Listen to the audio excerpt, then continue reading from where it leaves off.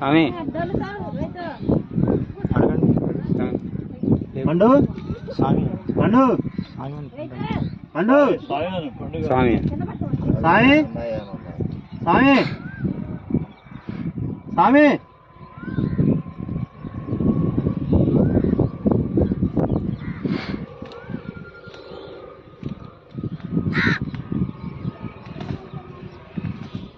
అందరూ వచ్చినాక మళ్ళీ మౌనం పాటిస్తట స్వామి.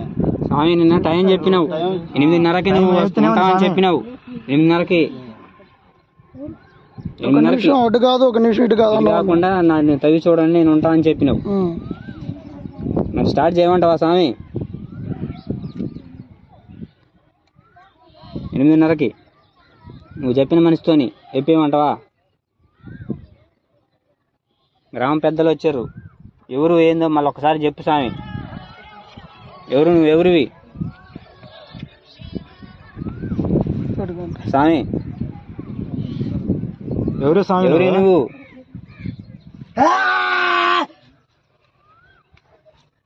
చెప్పు స్వామి, ఎవరు నువ్వు?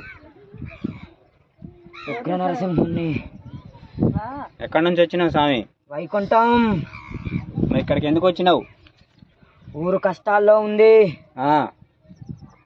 మరి నేను నిలుపుకుంటే తొలగిపోతాయా స్వామి? పోతాయి. మరి ఎట్లా నిలుపుకోవడం ఎట్లా స్వామి? నువ్వు ఉన్నట్టు ఆనమాళ్ళు ఏం చెప్తావు? తవ్వమని చెప్పినగా పుట్టని. మరి ఇప్పుడు తవ్వి చూస్తాం స్వామి. నాగమ్మ పడగల కిందన్న స్వామి.